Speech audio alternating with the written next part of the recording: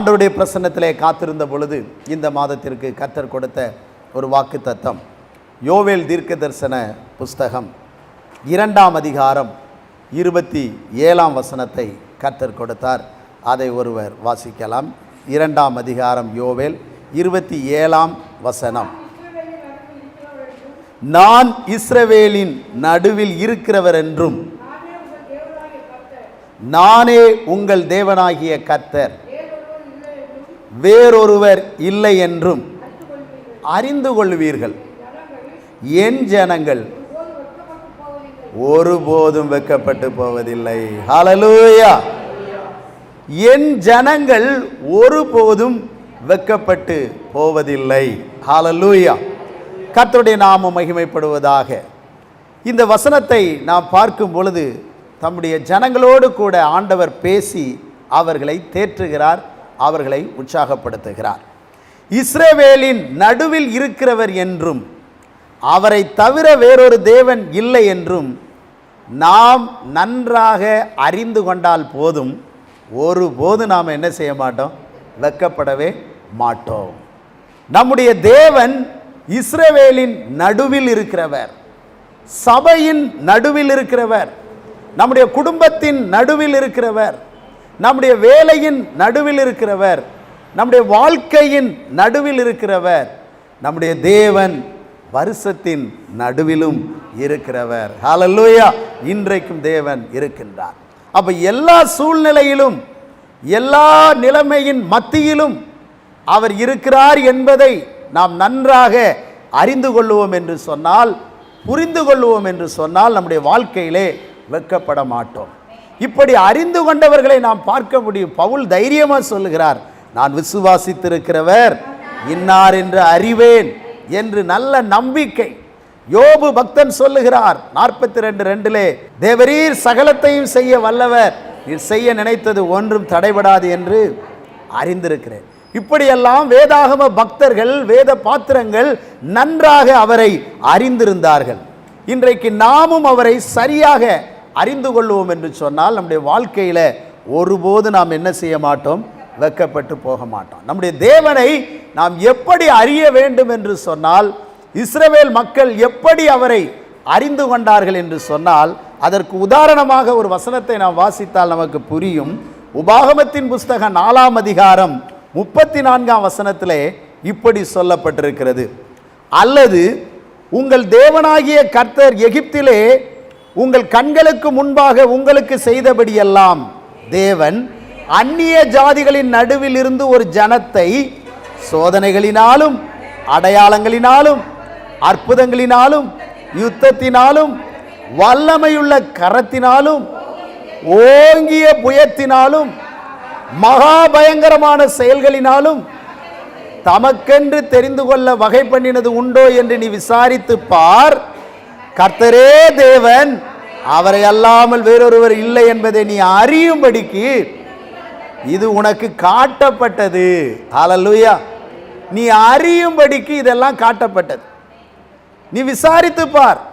உன்னை நடத்தினது போல பெரிய பெரிய சோதனைகள் பாடுகளில் இருந்தெல்லாம் உன்னை விடுவித்தது போல பெரிய பெரிய அடையாளங்கள் அற்புதங்கள், சூரியனை நிறுத்தி செங்கடலை பிளந்து எரிகோவை தகர்த்து யோர்தானை பிரித்து 31 ராஜாக்களை எல்லாம் வீழ்த்தி இந்த மாதிரி பயங்கரமான காரியங்களை எல்லாம் செய்து நடத்திய தேவன் யாராயிலும் உண்டோ?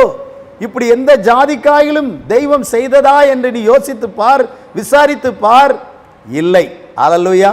நம்முடைய தேவன் இவ்வளவு பெரிய காரியங்களை அதிசயமாய் நமக்கு செய்திருக்கிறார். அப்படியானால் நாம் நன்றாய் அறிந்து கொள்ள வேண்டும், நம்முடைய தேவனை போல வேறொரு தேவன் இல்லை. ஹல்லேலூயா. அப்படிப்பட்ட தேவன் தான் நம் நடுவில் இருக்கிறார். அப்படிப்பட்ட தேவன் தான் நம் சபையின் மத்தியில் இருக்கிறார், இந்த வருஷத்தின் நடுவிலும் இருக்கிறார். ஹல்லேலூயா. அப்ப இப்படிப்பட்ட பலத்த செய்கைகளை நாம் தியானிக்கும் போதும் நாம் சிந்திக்கும் போதும் இப்படிப்பட்ட பலத்த கிரியைகளை நம்முடைய சந்ததிகளுக்கு, நம்முடைய தலைமுறைக்கு, நம்முடைய பிள்ளைகளுக்கு சொல்லிக் கொடுக்கவும் வேண்டும் என்று நம்முடைய தேவன் நமக்கு அறிவுறுத்துகிறார். இப்படியெல்லாம் நாம் சொல்லி கற்றுக் கொடுக்கும் போது நம்முடைய தேவனுடைய நாமம் மகிமைப்படுகிறது. நம்முடைய தேவனுடைய வல்லமை இன்னும் பயங்கரமாக காலாகாலமாக அதிவல்லமையாக பயங்கரமாக வெளிப்படும் என்பதிலே சந்தேகமில்லை. அன்றைக்கு கிதியோனுடைய பெற்றோர் அவனுக்கு நன்றாக சொல்லி கொடுத்தபடியினால்தான் அவனுடைய இருதயத்திலே சோதனைகள் பாடுகள் வரும் பொழுதெல்லாம் அவன் இந்த அற்புதங்களை பெரிய அடையாளங்களை எல்லாம் யோசித்து பார்த்தான், தியானித்து பார்த்தான். கர்த்தர் அவனை சந்திக்கிற ஒரு சமயம் பாருங்கள், பராக்கிரமசாலியே கர்த்தர் உன்னோடு கூட இருக்கிறார், நீ ஒரே மனுஷனை முறியடிப்பது போல மீதியானியரை முறியடிப்பா என்று கர்த்தர் அவனை தைரியப்படுத்தும் போது ஒரு காரியத்தை சொன்னான். என்ன சொன்னான்? கர்த்தாவே, நீர் எங்களோடு கூட இருந்தால் இவைகளெல்லாம் எங்களுக்கு சம்பவிப்பானேன். எங்கள் பிதாக்கள் எங்களுக்கு விவரித்து சொன்ன அவருடைய அற்புத அடையாளங்கள் எல்லாம் எங்கே? இன்னைக்கு செயல்படலையே, அந்த அற்புதம் எங்கே என்று அந்த பிள்ளை கிதியோன் கேட்கக்கூடிய அளவுக்கு அவனுடைய பெற்றோர் போதித்திருக்கிறார்கள் என்று சொன்னால் எவ்வளவு பெரிய அறிவை அவர்கள் உடையவர்களாக இருக்கணும். அந்த அறிவை தன்னுடைய பிள்ளைகளுக்கும் விளங்க பண்ண வேண்டும் என்பதை நாம் இங்கே புரிகிறோம். நாம் அறிந்ததோடு நாம் போய்விடக்கூடாது. நம்முடைய தலைமுறைகளும் நாம் எப்படி தேவனுடைய அன்பை அறிந்து, தேவனுடைய கிருபையை அறிந்து, தேவனுடைய ஆசீர்வாதங்களை அவருடைய நாமத்தை எல்லாம் புரிந்து பல நன்மைகளை வெற்றிகளை பெற்றோமோ அப்படி நம்முடைய ஜனங்களும் தேவனுடைய மகத்தான நன்மைகளை, பெரிய வெற்றிகளை, ஆசீர்வாதங்களை பெற வேண்டும். அவர்களை நாம் ஊக்குவிக்க வேண்டும். பாருங்க, பெரிய பெரிய அற்புதங்களை தியானித்த கிதியோனை கொண்டு பெரிய அற்புதங்களை தான் செய்தார். அல்லேலூயா. என்ன சொன்னார்? மீதியானவருடைய சேனையை பார்த்தால் கடற்கரை மணலை போல இருக்கிறார்கள். அப்போ ஆண்டவர் அங்கே சொல்லுகின்றார், ஒரே மனுஷனை முறியடிப்பது போல நீ என்ன செய்வ? முறியடிப்ப. பிதாக்களின் காலத்தில் நடந்த பெரிய காரியங்கள் உன் காலத்தில் நடக்காதுன்னு நினைக்காத. உன் காலத்திலையும் உன்னை கொண்டும் என் மகத்தான செயல்களை, வல்லமையான செயல்களை செய்வேன் என்று சொன்னார். அப்படியானால் எனக்கு அன்பானவர்களே, நீங்கள் தான் பெரிய காரியங்களை கண்டீர்கள், பார்த்தீர்கள் என்று அல்ல, உங்களை விட உங்கள் பிள்ளைகளுக்கு நீங்கள் கற்றுக் கொடுப்பீர்கள் என்றால் 10 மடங்கு 10 மடங்கு என்ன 100 மடங்கு தேவனுடைய வல்லமையை, மகத்தான செயல்களை காண்பார்கள். அவர்கள் மகத்தான செயல்களை, வல்லமையை இந்த பூமியிலே வெளிப்படுத்துவார்கள் என்பதிலே சந்தேகமே இல்லை. அல்லேலூயா. அதனால தான் தாவீது சொல்லுகிறார், ஆண்டவரே, உம்முடைய வல்லமையையும் பயங்கரமான காரியத்தையும் இனிவரும் சந்ததிக்கு நான் என்ன செய்யணும்? அறிவிக்கும்படிக்கு அப்படின்னு சொல்றார். அப்போ தலைமுறை தலைமுறையாக தேவனுடைய மகத்துவங்களை, வல்லமையை நாம் அறிந்து செயல்பட வேண்டியது அவசியமாக இருக்கின்றது. பிரியமானவர்களே, அப்போ அவரை நன்றாக நாம் அறிந்து கொண்டோம் என்று சொன்னால் என் ஜனங்கள் ஒருபோதும் என்ன செய்வதில்லை? வெட்கப்பட்டு போவதில்லை. ஒருபோதும் வெட்கப்பட்டு போவதில்லை. அப்படின்னா என்ன அர்த்தம்? எந்த சூழ்நிலையிலும் நாம் என்ன செய்ய மாட்டோம்? வெட்கப்பட்டு போக மாட்டோம். ஏன்? எல்லா சூழ்நிலைகளிலும் அவர்தாமே நம்மோடு கூட என்ன செய்வார்? இருப்பார் என்பது நன்றாக புரிகிறது. அதைத்தான் முதல் வார்த்தையில் சொன்னார், நான் இஸ்ரவேலின் நடுவில் இருக்கிறவர் என்று. அல்லேலூயா. நம்ம நடுவில் அவர் இருக்கிறார் என்று நீங்கள் எல்லா சூழ்நிலைகளிலும் உணர்வீர்கள் என்றால், அறிவீர்கள் என்றால், அறிக்கை செய்வீர்கள் என்று சொன்னால், நீங்கள் இந்த மாதத்தில் ஒரு நாளில் கூட வெட்கப்பட்டு போக மாட்டீர்கள். இந்த மாதத்தில் என்ன, வரப்போகிற மாதங்களிலும் சரி, நம்முடைய வாழ்நாள் முழுவதும் சரி, நாம் வெட்கப்பட்டே போக மாட்டோம். ஹல்லேலூயா. இப்போ நம்ம வெட்கப்பட்டு போகாதபடிக்கு கர்த்தர் நம்மை மகிழ்ச்சியால் நிரப்புகிறவராக இருக்கின்றார். ஒரு வசனத்தை வாசித்து சில குறிப்புகளை நாம் சிந்தித்து முன் செல்லுவோம். கர்த்தர் நமக்கு உதவி செய்வாராக. சங்கீதம் 34ஆம் சங்கீதம், தெரிந்த வசனம், 5வது வசனத்தை வாசிப்போம். 34:5. அவர்கள் அவரை நோக்கி பார்த்து பிரகாசமடைந்தார்கள், அவர்கள் முகங்கள் வெட்கப்படவில்லை. ஹல்லேலூயா. நாம வெட்கப்பட்டு போவதில்லை என்று கர்த்தர் சொன்னார். எப்பொழுது என்று சொன்னால், அவர்கள் அவரை நோக்கி பார்த்து பிரகாசமடைந்தார்கள், முகங்கள் வெட்கப்படவில்லை. அப்படியானால் நம் நடுவிலே இருக்கிற தேவனை முதலாவது நாம் என்ன செய்ய வேண்டும்?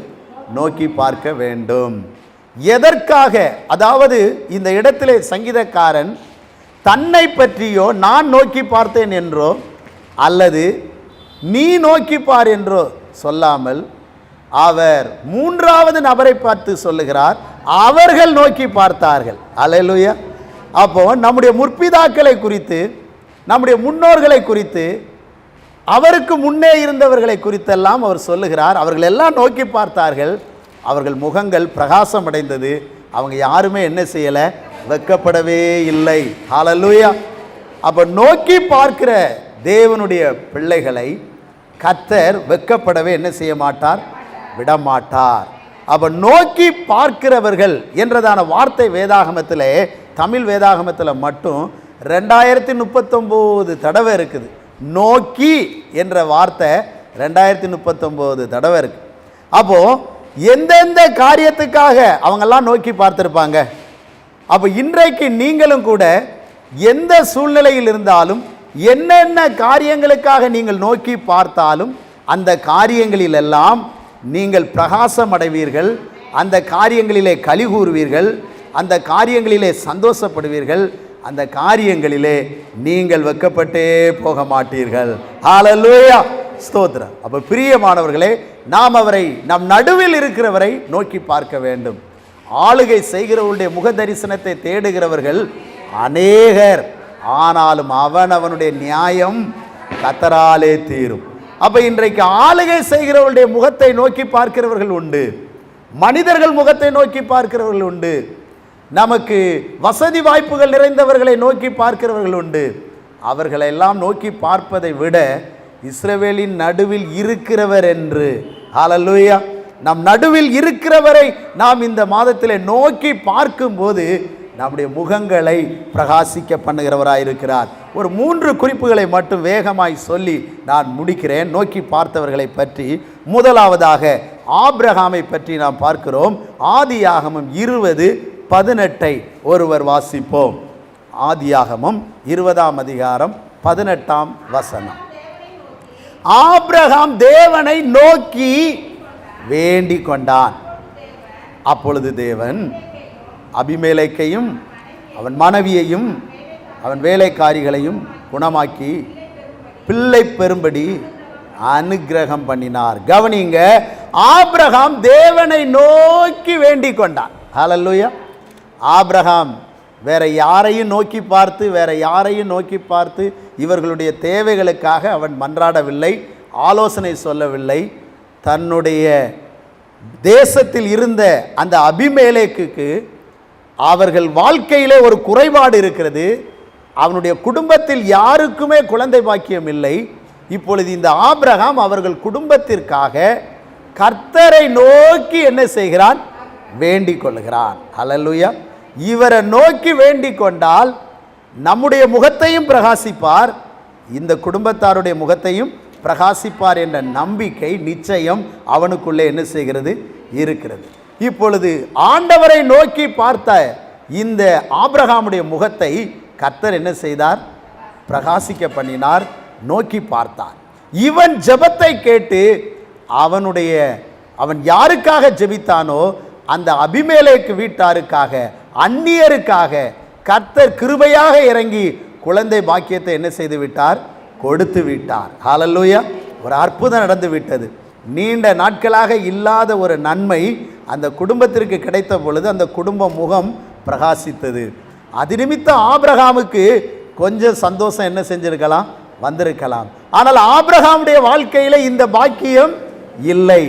நடந்தது என்ன தெரியுமா, அதற்கு அடுத்த அதிகாரம் பாருங்க. அப்படியே 21:1 என்ன சொல்லுகிறது, கர்த்தர் தாம் சொல்லி இருந்தபடியே சாராள் பேரில் கடாட்சமானார், கர்த்தர் தாம் உரைத்தபடியே சாராளுக்கு செய்தார். என்ன அதிசயம் பாருங்க. ஹல்லேலூயா. ஆபிரகாமுக்கு ஏற்கனவே வாக்குத்தத்தம் சொல்லியிருந்தார், நான் உன்னுடைய சந்ததியை பெருக பண்ணுவேன், உனக்கு நட்சத்திரங்களைப் போல உன் சந்ததி இருக்கும், பூமியின் தூளை போல இருக்கும், கடற்கரை மணலை போல இருக்கும் என்றெல்லாம் சொல்லியிருந்தார். ஆனால் அந்த வாக்குத்தத்தம் நிறைவேறுவதற்கு தாமதமாகி கொண்டே இருந்தது. இப்பொழுது பாருங்கள், தனக்கு இல்லாத ஒரு நன்மை இன்னொருவருக்கு இருக்க வேண்டும் என்று ஜெபித்த பொழுது அந்த நன்மை அவர்களுக்கும் இருந்தது, இவனுக்கும் தேவன் வாய்க்க பண்ணி இவன் முகத்தை கலிகூற பண்ணினார். அந்த வாக்குத்தத்தம் தாமதப்படவில்லை. தனக்கு சொன்ன வாக்குத்தத்தம் சீக்கிரம் நிறைவேறுவதற்கு அவன் மற்றவர்களுக்காக ஒரு விண்ணப்பத்தை ஏறெடுத்த பொழுது இவன் வாழ்க்கையில் அந்த வாக்குத்தத்தம் நிறைவேறிவிட்டது. எனக்கு அன்பானவர்களை, இதிலிருந்து நாம் என்ன கற்றுக்கொள்ளுகிறோம் அப்படின்னு சொன்னால், உங்கள் வாழ்க்கையில் ஏதாயிலும் ஒரு நன்மை வருவதற்கு தாமதிக்கிறதோ தாமதப்படுகிறது என்று வைத்து கொள்ளுங்கள். அப்படிப்பட்ட நன்மை யாருக்கு இன்னும் கிடைக்கவில்லை என்பதை நீங்கள் யோசித்து பாருங்கள். அப்பேற்பட்டவர்கள் உங்கள் நண்பர்களாக இருக்கலாம், உங்கள் அயலகத்தார் இருக்கலாம், அல்லது உங்களோடு பணியாற்றுகிறவர்களாக இருக்கலாம். அவர்களுக்காக நீங்கள் விண்ணப்பிக்கும் போது, ஜெபிக்கும் போது, அவர்களுக்காக தேவனை நோக்கி நீங்கள் பார்க்கும்போது, அவர்களுக்கும் அந்த அற்புதத்தை செய்கிறவர் உங்களுக்கு சொன்ன வாக்குத்தத்தமும் ரொம்ப சீக்கிரமாய் நிறைவேறி வந்து உங்களுக்கும் வாய்க்க பண்ணி உங்கள் முகத்தையும் இந்த மாதத்திலே கலிகூற பண்ணுகிற தேவனாய் இருக்கிறார். ஹல்லேலூயா. அப்ப நம்முடைய முகம் வெட்கப்பட்டு போவதில்லை. ஆபிரகாமுடைய முகம் வெட்கப்படவில்லை, சாராளுடைய முகம் வெட்கப்படவில்லை.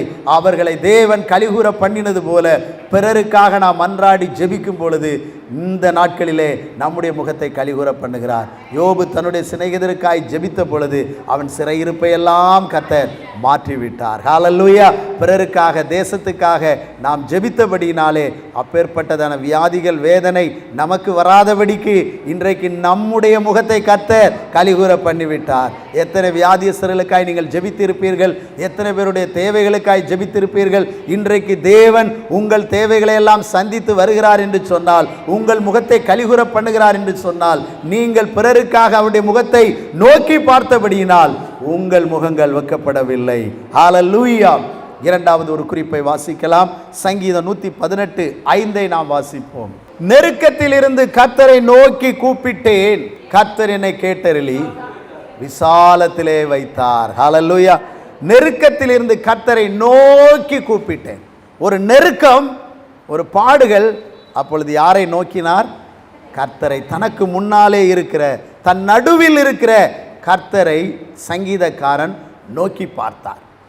தாவீதுடைய வாழ்க்கையிலே அநேக நெருக்கங்கள், சவுல் நிமித்தம் சுற்றிலும் நெருக்கங்கள், அவன் குடும்பத்தார் நிமித்தம் பல நெருக்கங்கள், மற்றும் பெலிஸ்தர்கள், அந்நிய ராஜாக்கள், தேசத்தவர்கள் நிமித்தம் பல நெருக்கங்கள். தாவீதுக்கு ஏற்பட்ட நெருக்கங்கள் அவன் பிழைக்க முடியுமா என்பதெல்லாம் ஒரு பெரிய கேள்விக்குறிதான். ஹல்லேலூயா, ஸ்தோத்திரம். அப்படிப்பட்ட சூழ்நிலையிலே ஒரு முறை அவன் கூட அறிக்கை பண்ணுகிறான், என்றைக்காவது ஒரு நாள் இந்த சவுளுடைய கையினால் நான் என்ன செய்வேன்? மடிந்து போவேன் என்று. தன்னுடைய வாழ்க்கையை குறித்த நம்பிக்கை இல்லை. மரணத்திற்கும் எனக்கும் ஒரு அடி தூரம்தான் என்று சொல்லுகிறான். அவ்வளவு நெருக்கமாக நான் இருக்கிறேன் என்று சொன்ன சூழ்நிலைகளில் எல்லாம் அவன் கர்த்தரை நோக்கியே என்ன செய்தான்? பார்த்தான். ஹல்லேலூயா. கர்த்தரை நோக்கி பார்த்தான். ஒரு முறை சீப்புரார் சவுல் இந்த மலையிலே, தாவீது மலையில் ஒளித்திருக்கிறான் என்று சவுலுக்கு தகவல் கொடுக்க சவுல் தன்னுடைய சேனையெல்லாம் கூட்டிக் கொண்டு வரும் பொழுது, இப்பொழுது தாவீதுடைய வாழ்க்கை முடிந்துவிடும் என்ற ஒரு சூழ்நிலை, ஒருமித்து ஏறிக்கொண்டே இருக்கும் பொழுது ஒரே ஆள் வந்து சொல்லுகிறார்கள் சவுலிடத்தில், பெலிஸ்தர் நம்முடைய தேசத்தின் மேல் படையெடுத்து வந்தார்கள். அந்த நேரத்திலே சவுல் திரும்பினான். தாவீதை கர்த்தர் ஆச்சரியமாய் தப்புவித்தார். ஹல்லேலூயா. பயங்கரமான நெருக்கத்தில் இருந்த தாவீதை அதிசயமாய் விடுவித்தார். நம்முடைய தேவன் நெருக்கத்தின் மத்தியிலே இருக்கிறவர்களை விடுவிக்கிறவர்.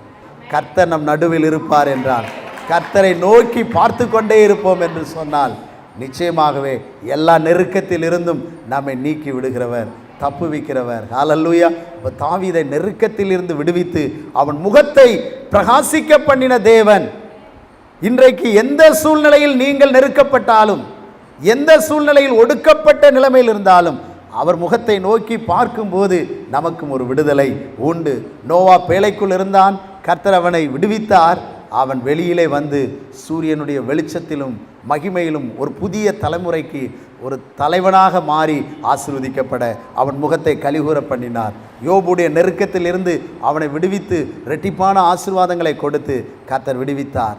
யோனா நெருக்கத்தின் மத்தியிலிருந்து கர்த்தரை நோக்கி கூப்பிட்டேன், பொருத்தனை பண்ணினேன் என்று சொன்னான். கர்த்தர் அவனுடைய முகத்தை என்ன செய்தார்? பிரகாசித்தார். அதே போல நெருக்கத்தில் இருந்த அந்த தேசத்தின் மக்களும் ஆண்டவரை நோக்கி பொருத்தனையோடு உபவாசத்தோடு கூப்பிட்டார்கள். இவன் கூப்பிட்டது போல அவர்களும் கூப்பிட்டார்கள். அவர்களையும் விடுவித்தார், இவனையும் விடுவித்தார். ஆனால் இவனுக்கோ அவர்கள் விடுவிக்கப்பட்டதிலே சந்தோஷம் இல்லாமல் இருந்தது. ஆனால் நமக்கு அப்படி அல்ல. நம்மை சார்ந்தவர்களும் விடுவிக்கப்பட வேண்டும், நாமும் விடுவிக்கப்பட வேண்டும்.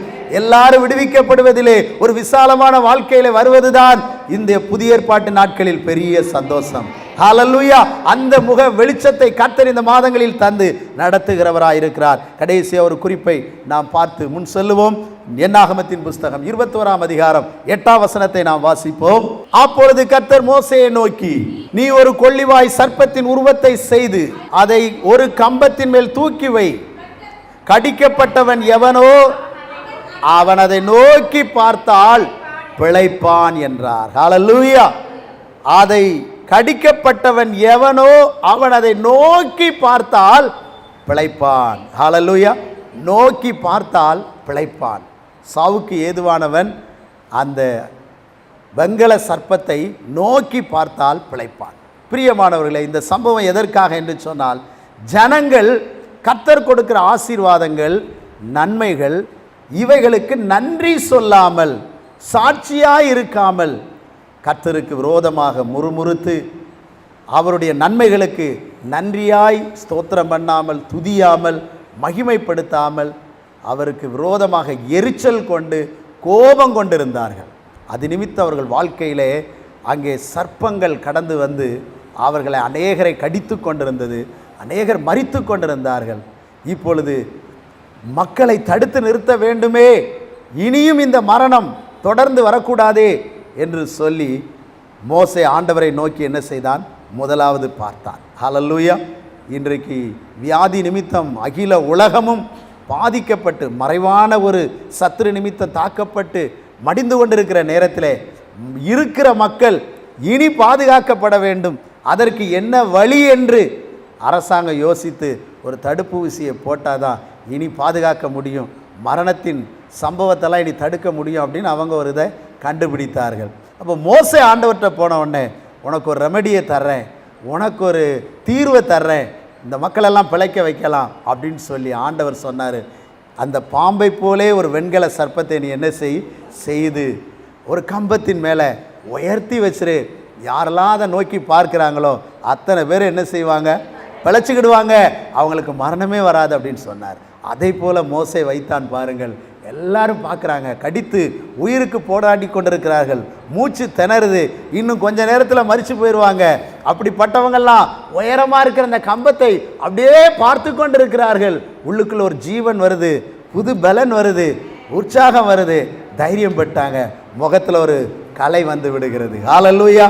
களி கூறுதல். பிரியமானவர்களே, யோவான் 3ஆம் அதிகாரம் 14ஆம் 15ஆம் வசனம் சொல்லுது, சர்ப்பமானது மோசையினால் வனாந்தரத்தில் உயர்த்தப்பட்டது போல மனுஷகுமாரனும் தன்னை விசுவாசிக்கிறவன் எவனோ அவன் கெட்டு போகாமல் நித்திய ஜீவனை அடையும்படிக்கு உயர்த்தப்பட வேண்டும்.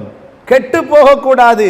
இன்றைக்கு நம்முடைய வாழ்க்கை கெட்டு போகக்கூடாது, நம்முடைய பிள்ளைகள் வாழ்க்கை கெட்டு போகக்கூடாது, நம்முடைய பொருளாதாரம் கெட்டு போகக்கூடாது, நம்முடைய வேலை கெட்டு போகக்கூடாது, நம்முடைய எதிர்காலம் கெட்டு போகக்கூடாது, நம்முடைய சூழ்நிலைகள் எதுவும் நஷ்டப்பட்டு போகக்கூடாது என்று சொன்னால், எங்கே பாதிப்பு என்ன பிரச்சனை இருந்தாலும் இன்றைக்கு நீங்களும் நானும் சிலுவையை நோக்கி பார்ப்போம் என்றால், சிலுவை நோக்கி பார்த்த கண்கள் சூழ்நிலைகள் மாறினாலும் வெக்கமடைந்து போவதே இல்லை.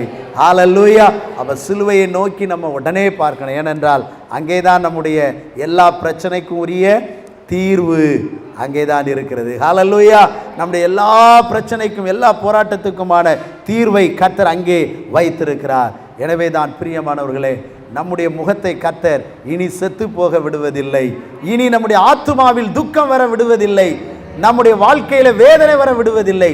பொருளாதாரம் உங்கள் கையை கடித்திருக்கலாம், அல்லது விஷ ஜர்ப்பங்கள் உங்கள் கையை கடித்திருக்கலாம், மனிதர்கள் உங்களை ஏதாயிலும் வார்த்தைகளினாலே கடித்திருக்கலாம், பலவிதமான போராட்டத்தினாலே நீங்கள் வேதனைப்பட்டு வியாகுலப்பட்டு நெருக்கப்பட்டு கொண்டிருக்கலாம். என்ன கடி நீங்கள் வாங்கியிருந்தாலும் சரி, நீங்கள் சிலுவையை நோக்கி பாருங்கள். ஹல்லேலூயா. எந்த கடியும் உங்களை ஒன்றும் செய்வதில்லை. பவுலுடைய கையை கடித்து கவ்வி தொங்கிக் கொண்டிருந்த அந்த சர்ப்பத்தை நெருப்பில் உதறி போட்டு, ஹல்லேலூயா, பவுல் எந்த சேதமும் அடையவில்லை. அவன் முகம் மலர்ச்சியாக இருந்தது. கொஞ்ச நேரத்திற்கு முன்பு பழி இவனை விடவில்லை என்று மக்கள், இவன் கொலைபாதகன், இவன் துரோகி என்றெல்லாம் சொன்னவர்கள் அவன் முகம் மலர்ந்திருப்பதை பார்த்த பொழுது எல்லாரும் வேறு சிந்தையாகி இவன் தேவன் என்று உச்ச கட்டத்துக்கு உயர்த்திட்டாங்க. ஹல்லேலூயா. அப்போ பிரியமானவர்களே, எந்த பாதிப்பினாலே கடந்த மாதங்களில் நீங்கள் பாதிக்கப்பட்டிருந்தாலும் அந்த பாதிப்பெல்லாம் உங்களை பாதிப்புக்குள்ளே கொண்டு போவதில்லை. நாம் சிலுவையை பார்க்க போகிறோம். பாதிப்பிலிருந்து, நஷ்டத்திலிருந்து, கஷ்டத்திலிருந்து விடுபட்டு லாபத்துக்குள்ளேயும் சந்தோஷத்துக்குள்ளேயும் மகிழ்ச்சிக்குள்ளேயும் நம்மை கர்த்தர் கொண்டு போகிறார். அதைத்தான் ஏசாயா 29:22 சொல்லுது. ஆகையால் ஆபிரகாமை மீட்டுக்கொண்ட கர்த்தர் யாக்கோவின் வம்சத்தை குறித்து, இனி யாக்கோபு வெட்கப்படுவதில்லை, இனி அவன் முகம் செத்து போவதில்லை. அல்லேலூயா. இனி யாக்கோபு வெட்கப்படுவதில்லை, இனி நாம வெட்கப்படுவதில்லை, நம்முடைய முகம் செத்து போவதும் இல்லை. நம்முடைய முகத்தை பிரகாசிப்பிக்கிற தேவன் நம் நடுவில் இருக்கின்றார். எனவே நிச்சயமாக என் ஜனங்கள் ஒருபோதும் வெட்கப்பட்டு போவதில்லை என்று சொன்ன தேவன் எல்லா சூழ்நிலைகளிலும் நம்மை வெட்கப்படுத்தாமல் நம்முடைய முகத்தை பிரகாசிக்க பண்ணுகிற தேவனாக இருக்கிறார். நம்முடைய வியாபாரத்திலே நம்மை பிரகாசிக்க பண்ண செய்வார். நம்முடைய குடும்ப சூழ்நிலைகளிலே நம்முடைய முகத்தை பிரகாசிக்க பண்ண செய்வார். நம்முடைய போக்குவரவு எல்லா சூழ்நிலைகளிலும் நம்முடைய முகத்தை பிரகாசிக்க பண்ண செய்வார். ஆவிக்குரிய நிலைகளிலே நம்முடைய முகத்தை பிரகாசிக்க பண்ண செய்வார். அப்படிப்பட்ட தேவன் இந்த மாதத்திலே நம்மை பிரகாசிக்க பண்ண, என் ஜனங்கள் ஒருபோது வெட்கப்பட்டு போவதில்லை என்று சொன்னவர் ஆபிரகாமை வெட்கப்படுத்தவில்லை, தாவீதை வெட்கப்படுத்தவில்லை, அல்லது இஸ்ரவேல் ஜனங்களை வெட்கப்படுத்தவில்லை. நிச்சயமாக நம்மையும், நம் குடும்பத்தையும், சபையையும், ஊழியத்தையும் தேவன் வெட்கப்பட்டு போகாதபடி சந்தோஷத்தோடு நடத்துகிற தேவனாக இருக்கிறார். அப்படியே அவர் நம்மை நடத்த நம்ம எல்லாரும் ஜெபிப்போமா? ஹல்லேலூயா. உம்மை துதிக்கிறோம், ஸ்தோத்தரிக்கிறோம், உம்மை மகிமைப்படுத்துகிறோம் ஆண்டவரே. இஸ்ரவேலின் துதிகளில் வாசம் பண்ணுகிற எங்கள் பரிசுத்தம் நிறைந்த பரலோக பிதாவே, நல்ல குமாரனாம் இயேசு கிறிஸ்துவின் விலையேறப்பெற்ற நாமத்தில் ஆவியானவர் துணையோடும் உதவியோடும் இந்த ஜெப வேளையில் நாங்கள் கடந்து வந்திருக்கிறோம் ஆண்டவரே.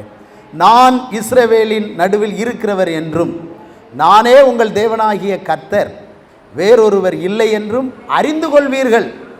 என் ஜனங்கள் ஒருபோதும் வெட்கப்பட்டு போவதில்லை. நாங்கள் எவ்வளவாய் இந்த நாட்களில் உம்மை அறிகிறோமோ, எவ்வளவாய் அறிந்ததை எங்கள் வாழ்க்கையிலே அபியாசப்படுத்துகிறோமோ, அறிந்ததை மற்றவர்களுக்கு கற்றுக் கொடுக்கிறோமோ, அந்த அளவுக்கு எங்கள் வாழ்க்கையிலே பலன் இருக்கிறது, தைரியம் இருக்கிறது.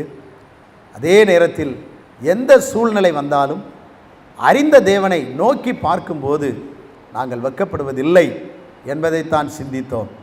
அவர்கள் அவருடைய முகத்தை நோக்கி பார்த்தார்கள், அவர்கள் முகங்கள் வெட்கப்பட்டு போனதில்லை, ஆண்டவரை பிரகாசம் அடைந்தார்கள். இந்த நாட்களில் நாங்கள் உம்முடைய முகத்தையே நோக்கி பார்க்க எங்களுக்கு கிருபை தருவீராக. ஆபிரகாம் உம்மை நோக்கினான், அவனையும் அபிமெலேக்கு வீட்டாருடைய முகத்தையும் பிரகாசிக்க பண்ணினீர். அப்படி பிறருக்காகவும் நாங்கள் உம்மை நோக்கும் பொழுது எங்களையும் பிறருடைய முகத்தையும் பிரகாசிக்க பண்ணுகிற தேவனாய் இருக்கிறீர் ஆண்டவரே. நெருக்கத்தின் மத்தியிலே தாவீது உம்மை நோக்கினான், விடுவித்து விசாலத்திலே கொண்டு வந்தீர்.